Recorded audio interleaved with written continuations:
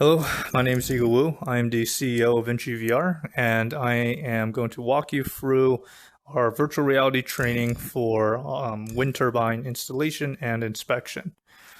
So the first part of this is that we have actually two different training modes. The first is the demonstration mode, which we'll walk through now. And in the demonstration mode, we assume that the turbine is completely installed correctly. And the purpose of this mode is to just walk students through the steps of the procedure or the checklist. In the second mode, performance mode, we assume that there are defects possibly randomized or selected through the codex editor by the instructor, that there are defects throughout the turbine and onto the students to mark those defects in their checklist and kind of sign off on any repairs in the future. So first things first, we'll go through the demonstration mode. And welcome to our wind turbine. So our team prides itself on the kind of three environment work that we have built in here. This is running off of the Oculus Quest headset. It's a standalone headset that, because it's very small, the computer chips being used in this headset are basically the same ones used in our smartphones. So it's not exactly very powerful. But we focus a lot on optimization in order to capture details like this, rust, and wear and tear, as well as pretty much the entire turbine itself. Another thing to note is that we built this entire model just off of images. We ourselves have never physically been inside this exact turbine model before. So we had to stitch all of this together just off of reference images. So one thing that we kind of innovated on is how do we get people information at their point of need when they're in a virtual reality environment. So you have your headset and your hands, but you can't really block your vision in order to get different things like helping text and checklists. So for us, we added a computer to your wrist, and from here you can access everything from different diagrams. So this is a diagram of the entire turbine. In the future, we're actually adding like another indicator here that shows where the user is so that they can actually navigate a larger structure like a wind turbine. I'm going to leave that there, or actually I can probably get rid of that. We also have our tool belt, so this is how you access different tools, screwdrivers, feeler gauges, and calipers. We'll need those soon enough. But for now, let's return to our checklist and begin. So movement in a large environment like a wind turbine. For us, we opted to do this through teleporting. So there are different points where you can move to. A big yellow laser comes out when I hit a button on the controller, and if I let go, I'll end up there.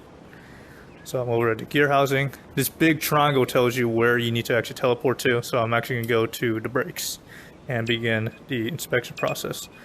So it says there should be an air gap between the brake pads and disc, and check to make sure that the brake pads and disc are between 1 to 1.5 millimeters distance. Alright, so that's over here. We have icons that tell you which tool you need to use in order to actually measure. So I'm going to go ahead and pull up my feeler gauge. This is my feeler gauge. I'm going to stick it in. And we got our measurement of 1 millimeter. And we got our measurement of 1 millimeter as well. Perfect. Next step is to go over here to the gear housing. So I'm going to go here. You see that the tool we need now is a caliper. So I'm going to go ahead and equip the caliper. And I'm using a joystick here to actually move the caliper. So I'm going to kind of eyeball this one, 7 millimeters. And 7 millimeters.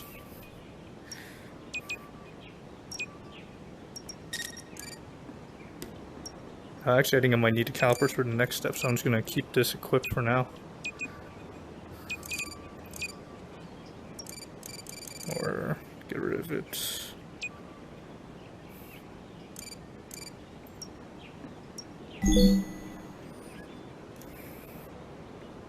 Oh yeah, I do need the calipers for this one again. Okay, so use the calipers to measure the back side. So I'll go ahead and do that right now.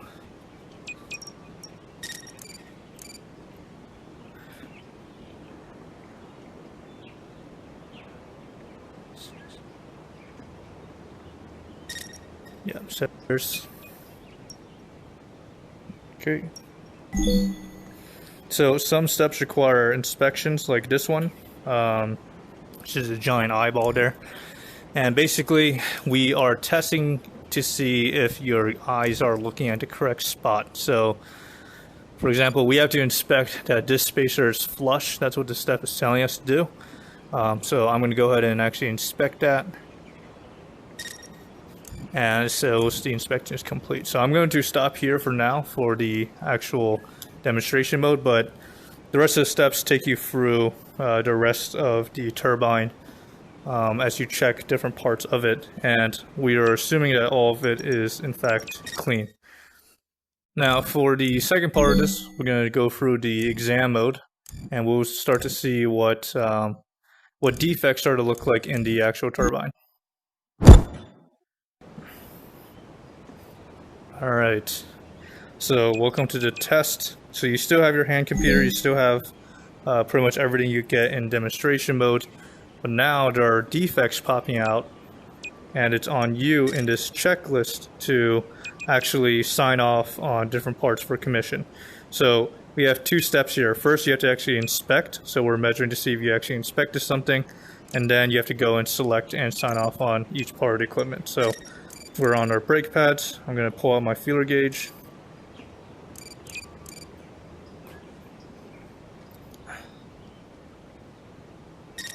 Alright, so you see it's 5 millimeters. It's supposed to be between 1 and 1.5 millimeters.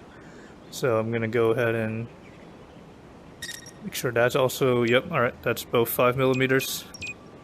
So I'm going to go up.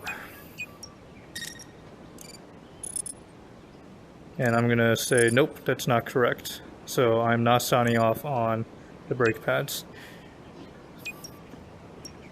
We're going to go to our next step here.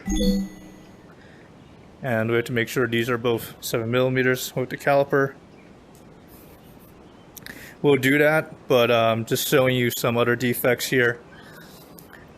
As you might have noticed, we're in demonstration mode, right? Our spacers have to be flush. I can actually already see that this is not flush at all. It's offset there. But we still have to inspect it, right? So we still have to inspect this entire housing first in each part, and then sign off on it being wrong. And that's to make sure that we're drilling into the trainees that even if they do see something wrong, they still have to go through procedure. They still have to go through checklists and standards. And we're making sure that they do that before they can actually sign something off instead of skipping different steps. So if I'm a trainee, I know that that's wrong. I still can't sign off on this just yet because I still have to inspect the backside. So I need to measure the distance here on the housing. I still need to go to the left strut and so on and so forth. I'm going to right now just check the results. Obviously we didn't do the other parts, but we can see that my assessment was correct. This was actually incorrect in terms of the brake pads, and that is the performance mode. So these defects can be kind of rendered randomly, or they can be generated by the instructor in Codex Editor. Thank you for joining me in this wind turbine. Hope you enjoyed it, and we'll see you soon.